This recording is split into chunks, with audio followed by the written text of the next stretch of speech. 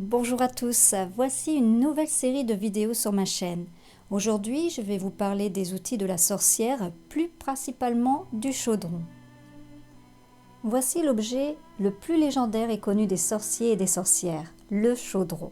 C'est l'outil par excellence de la sorcière. Un chaudron est avant tout un récipient. Sa forme est conçue pour contenir et pour retenir la chaleur. En général, il est fait en métal, le plus souvent de fer, pour plus de solidité et de durabilité, pour qu'on puisse le manipuler aisément avec couvercle et deux poignées qui peuvent servir à le porter ou à le suspendre à un crochet au-dessus du foyer de la cheminée. On le trouve également en fonte, pourvu de 3 pieds, qui forment un trépied pour que l'on puisse également le poser au-dessus du feu. Vous les trouverez de différentes tailles. À l'époque, les chaudrons étaient d'ordinaire d'une taille suffisamment grande pour préparer les repas de toute une famille. Cet outil servait autrefois à la préparation de divers filtres, élixirs et potions magiques. Maintenant, non seulement il possède des utilités, mais il sert aussi à tenir une bougie, contenir des fleurs ou encore de l'eau, et aussi à certains jeux traditionnels païens. Parfois, on peut aussi s'en servir pour faire brûler des herbes, des encens pour amplifier l'énergie magique, des papiers contenant des sortilèges. Moi, personnellement, je mets du sable au fond dans mon chaudron lorsque je veux faire brûler des herbes ou de l'encens en grains. Ce chaudron vous servira à différents usages. La préparation de vos recettes magiques, à faire bouillir certains ingrédients de recettes plus élaborées. Le chaudron est un symbole de la déesse mère dont la forme utérine du chaudron représente la force féminine. Dans la Wicca, le chaudron représente l'essence de la féminité et de la fertilité. Dépendamment des pratiques, il peut représenter l'élément eau, mais aux 4 éléments. L'eau pour la concoction de potions, huile et eau purifiée, l'air pour faire brûler de l'encens, notamment des cônes et des pastilles de charbon avec des résines, le feu pour faire brûler soit une chandelle ou un élément combustible lors d'un sortilège, photos, papier, etc. Et la terre pour y contenir du sel et des cristaux. Il est associé à la renaissance et à l'aspiration. Pendant les fêtes saisonnières, par exemple lors d'Ostara, on le remplira de fleurs ou d'eau de source ou de rivière, tandis qu'en hiver, on y allumera un feu pour représenter le retour de la chaleur et la lumière du soleil, le dieu, qui émane du chaudron, la déesse. Le chaudron peut également être un support de divination. Il est bon de se préparer physiquement, mentalement et spirituellement avant la pratique de la divination. Utilisé pour la voyance par les prêtresses dans la contemplation de l'eau qu'il contient et habituellement pendant l'esba de la pleine lune, lorsque l'on remplit le chaudron d'eau en regardant fixement le fond noir comme de l'encre, celui-ci peut devenir un instrument de divination. Cela se prénomme la captotromantique. Laissez tomber une pièce en argent dans l'eau pour en faire un point sur lequel vous concentrez. Pratiquer la captotromantie est quelque chose de très personnel. C'est pourquoi il y a fort peu de règles strictes. Ce qui créera les conditions propices pour une personne donnée ne conviendra pas forcément à une autre. La meilleure chose à faire est de découvrir par la pratique ce qui fonctionne. En général, cependant, une lumière tamisée et est-ce qu'il y a de mieux? Ce type de divination possède en effet quelque chose de très lunaire. Vous constaterez peut-être que vous êtes capable d'obtenir des résultats à la pleine lune ou lors de certaines phases particulières de la lune. Une fois encore, c'est une affaire personnelle et seule l'expérience peut vous renseigner. Le cristal, la pierre semi-précieuse, est gouverné par la lune, comme l'eau est affectée par l'attraction lunaire. La captomancie, dans ces récipients remplis d'eau, est l'une des formes de divination les plus anciennes et les plus répandues. Les dirigeants des temples anciens possédaient parfois de couteaux calices utilisés à cette fin. Il n'est nullement nécessaire de fixer sans cibler la surface du miroir magique. En effet, il faut mieux plonger votre regard dans l'eau ou le cristal plutôt que le regarder à la surface. Détendez-vous simplement et laissez-vous glisser dans une sorte d'état lisière. Si d'autres personnes sont présentes, elles doivent rester silencieuses et concentrées sur le but recherché. Les meilleurs résultats sont généralement obtenus après le coucher du soleil plutôt que pendant la journée. L'atmosphère du cercle magique, éclairé aux chandelles, est la meilleure.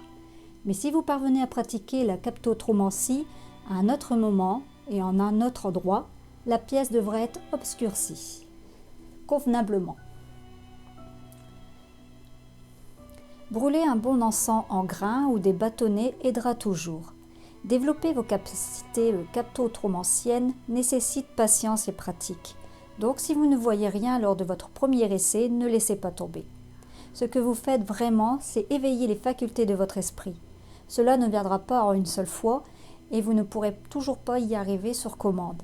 Parfois, il y aura des influences psychiques perturbatrices qui empêcheront tout résultat. Vous ne devez pas vous décourager facilement, pas plus que tomber dans le piège d'interpréter les visions selon vos souhaits ou préférences. Le chaudron, à proprement parler, existe depuis la nuit des temps, mais ce sont les Celtes qui lui ont donné une utilité et une représentation magique, ésotérique et divinatoire. À cette époque, les Celtes associaient le chaudron à la déesse Sheridan, une légende celte parmi tant d'autres. Je vais vous raconter l'histoire de Sheridan et de son chaudron. Sheridan avait 2 enfants, une fille belle et bénie nommée Crevy, et un fils d'une affreuse laideur nommé Afagdu. Afin d'aider son fils, elle décida de concocter une potion spéciale dans son chaudron, appelée Haven, qui lui accordait l'inspiration poétique et une sagesse incroyable.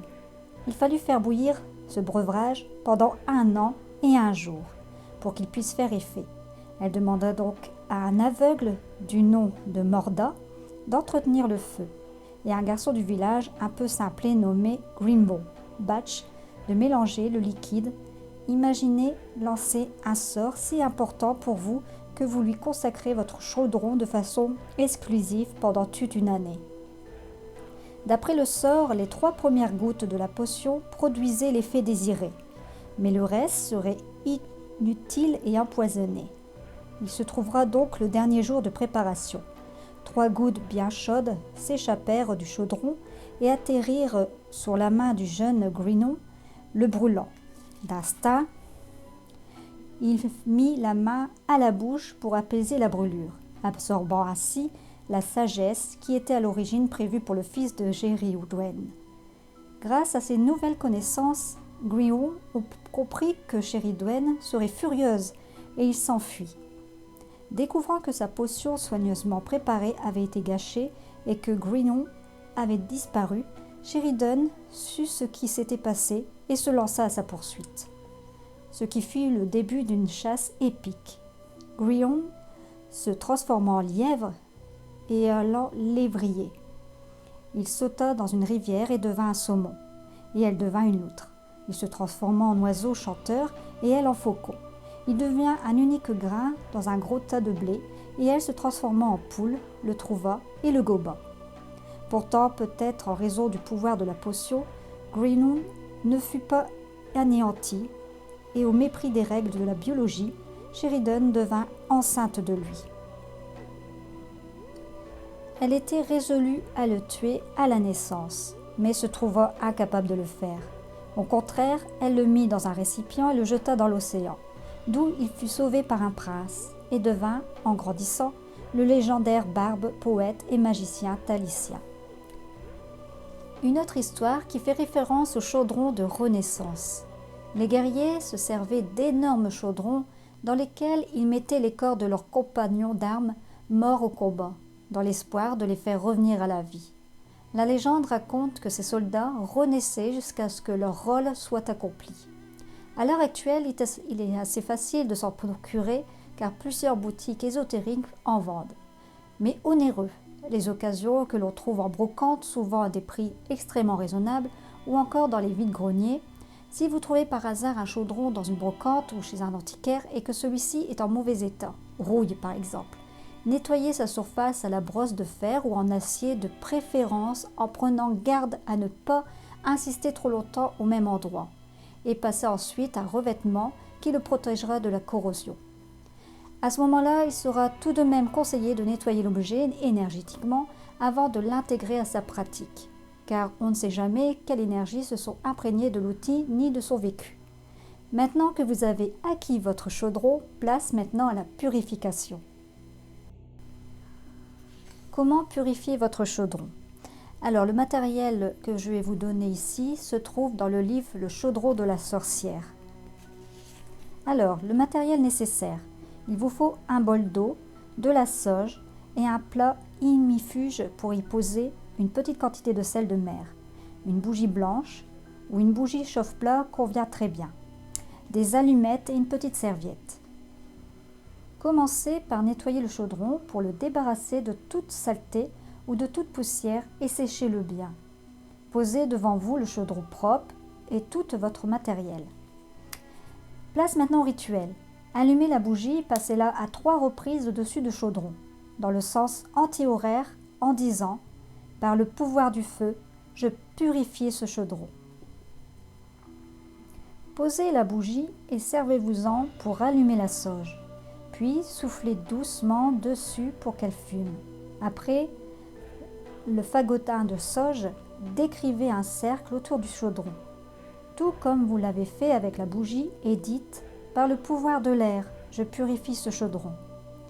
Posez le fagotin de sauge sur le plat, prenez le sel, versez-le dans le chaudron et faites-le tourner 3 fois dans le sens anti-horaire en disant « Par le pouvoir de la terre, je purifie ce chaudron ». Videz le sel du chaudron en vous assurant qu'il soit bien vide. Prenez le bol d'eau, versez-la dans le chaudron et produisez un mouvement, un tourbillon dans le sens anti-horaire en disant « Ce chaudron a maintenant été purifié, qu'il en soit ainsi ». Soufflez la bougie, éteignez le fagotin, débarrassez-vous comme il convient du sel et de l'eau. Mettez le chaudron là où vous avez l'intention de le ranger. Vous pouvez aussi ajouter l'élément de l'esprit en appelant une divinité spécifique ou plusieurs, pour lui demander de vous aider à purifier le chaudron. Si vous décidez d'avoir une représentation physique pour cette étape supplémentaire, choisissez quelque chose qui symbolise cette divinité ou qui est considéré comme une offrande acceptable pour elle. Par exemple, disons que votre déesse titulaire est Déméter. Je vous suggère de prendre un épi de blé, de décrire avec lui un cercle dans le sens anti-horaire autour du chaudron, puis de le mettre au travers de son ouverture en disant « Au nom de Déméter, ce chaudron est purifié ». Vous pouvez aussi vous servir d'une poignée de farine que vous versez en cercle comme le sel ci-dessus si vous n'avez pas l'épi de blé à portée de main. J'espère que vous avez aimé cette vidéo. Si c'est le cas, n'hésitez pas à liker la vidéo. Il va y avoir d'autres vidéos qui vont suivre dans les prochaines semaines. Je vais certainement vous parler du calice ou de l'atamé de sorcière. Allez, je vous fais de gros bisous et je vous dis à la prochaine vidéo. À bientôt!